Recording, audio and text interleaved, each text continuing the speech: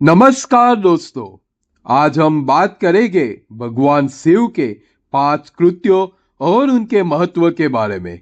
ये 5 कृत्य है सृष्टि, पालन, संहार, तिरोभाव और अनुग्रह। इन कृत्यों के माध्यम से भगवान शिव संपूर्ण ब्रह्मांड की रचना, संरक्षण, विनाश, परिवर्तन और मोक्ष प्रदान करते हैं। इस वीडियो में हम इन 5 कृत्यों के बारे में विस्तार से चर्चा करेंगे और समझेंगे कि कैसे भगवान शिव इन कृत्यों को निभाते हैं। साथ ही हम पंचाक्षर मंत्र ओम नमः शिवाय के महत्व और इसके उच्चारण के तरीके को भी जानेंगे। तो चलिए शुरू करते हैं भगवान शिव के 5 कृत्यों की अनंत लीलाओं की यात्रा। ब्रह्मा और विष्णु ने पूछा, प्रभु, सृष्टि आदि 5 कृत्यों के लक्षण क्या है? यह हम दोनों को बताए। भगवान शिव बोले, मेरे कर्तव्यों को समझना अत्यंत गहन है, यथापि मैं कृपा पूर्वक तुम्हें बता रहा हूं। सृष्टि, पालन, संहार, तिरोभाव और अनुग्रह मेरे जगत संबंधी 5 कार्य है जो नित्य सिद्ध है। संसार की रचना का आरंभ सृष्टि कहलाता है। मुझसे पालित होकर सृष्टि का सुस्थिर रहना उसका पालन है। उसका विनाशी संहार है। प्राणों के उत्क्रमण को तिरोभाव कहते हैं। इन सब से छुटकारा मिल जाने ही मेरा अनुग्रह अर्थात मोक्ष है। ये मेरे 5 कृत्य है। सृष्टि आदि 4 कृत्य संसार का विस्तार करने वाले हैं। 5वां कृत्य मोक्ष का है। मेरे भक्तजन इन 5 कार्यों को 5 भूतों में देखते हैं। सृष्टि धरती पर, स्थिति जल में, संहार अग्नि में, तिरोभाव वायु में और अनुग्रह आकाश में स्थित है। पृथ्वी से सबकी सृष्टि होती है। जल से वृद्धि होती है। आग सबको जला देती है। वायु एक स्थान से दूसरे स्थान पर ले जाती है और आकाश सबको अनुग्रहित करता है। इन 5 कृत्यों का भार वहन करने के लिए ही मेरे 5 मुख है।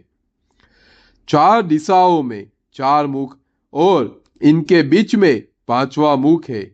पुत्रों, तुम दोनों ने मुझे तपस्या से प्रसन्न कर सृष्टि और पालन 2 कार्य प्राप्त किए हैं।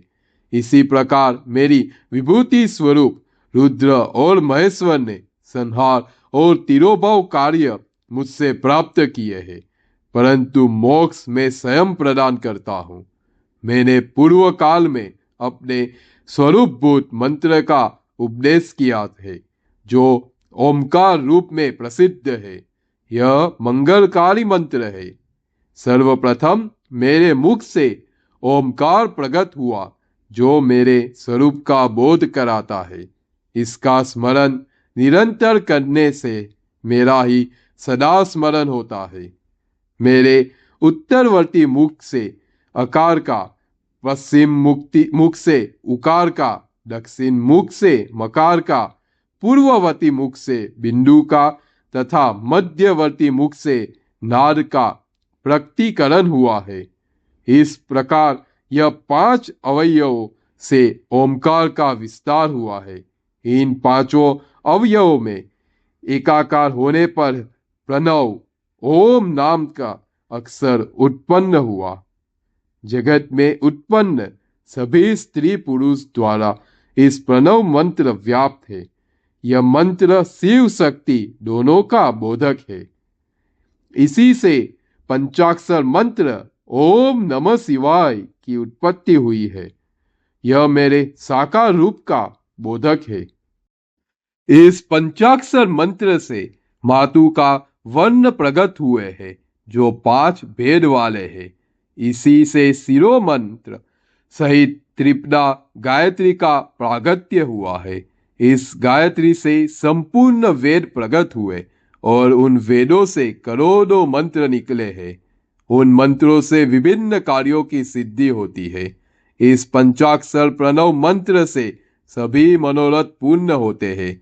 इस मंत्र से भोग और मोक्ष दोनों प्राप्त होते हैं।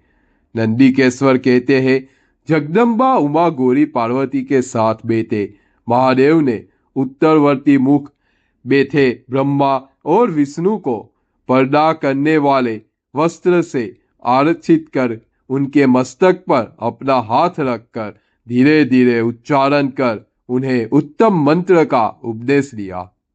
3 बार मंत्र का उच्चारण करके भगवान शिव ने उन्हें शिष्यों के रूप में दीक्षा दी।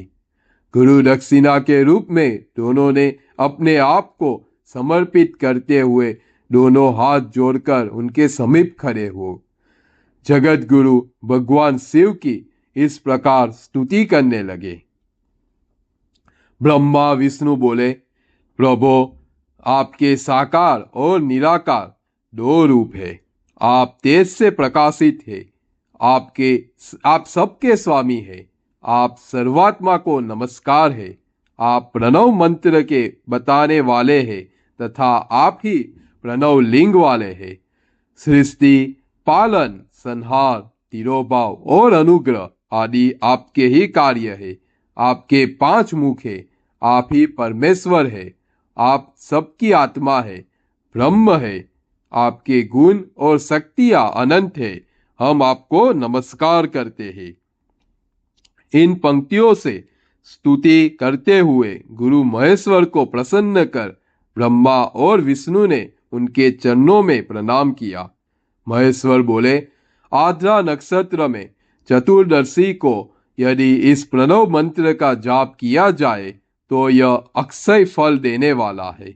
सूर्य की संक्रांति में महा आद्र नक्षत्र में 1 बार किया प्रणव जाप करोड़ों गुना जप का फल देता है। मृगशिरा नक्षत्र का अंतिम भाग तथा पुनर्वसु का शुरू का भाग पूजा, होम तथा तर्पण के लिए सदा आद्र के समान ही है। मेरे लिंग का दर्शन प्रातः काल अर्थात मध्यांतर से पूर्व काल में करना चाहिए। मेरे दर्शन पूजन के लिए चतुर्थी तिथि उत्तम है। पूजा करने वालों के लिए मेरी मूर्ति और लिंग दोनों समान है। फिर भी मूर्ति की अपेक्षा लिंग का स्थान ऊंचा है। इसलिए मनुष्य को शिवलिंग का ही पूजन करना चाहिए। लिंग का ओम मंत्र से और मूर्ति का पंचाक्षर मंत्र से पूजन करना चाहिए। शिवलिंग की स्वयं स्थापना करके या दूसरों से स्थापना करवाकर उत्तम द्रव्यों से पूजा करके मेरा पद सुलभ होता है। इस प्रकार दोनों शिष्यों को उपदेश देकर भगवान शिव अंतर्ध्यान हो गए। दोस्तों, आज हमने भगवान शिव के 5 कृत्यों के बारे में विस्तार से चर्चा की। हमने समझा कि कैसे ये 5 कृत्य संपूर्ण ब्रह्मांड की रचना और संचालन में महत्वपूर्ण भूमिका निभाते हैं। साथ ही हमने पंचाक्षर मंत्र ओम नमः शिवाय के महत्व और इसके उच्चारण के तरीके को भी जाना। भगवान शिव के 5 कृत्यों का ध्यान करके और पंचाक्षर मंत्र का जाप करते हुए हम उनके आशीर्वाद और शक्ति को प्राप्त कर सकते हैं। अगर आपको यह वीडियो पसंद आया है तो इसे लाइक, शेयर और सब्सक्राइब करना न भूलें। धन्यवाद।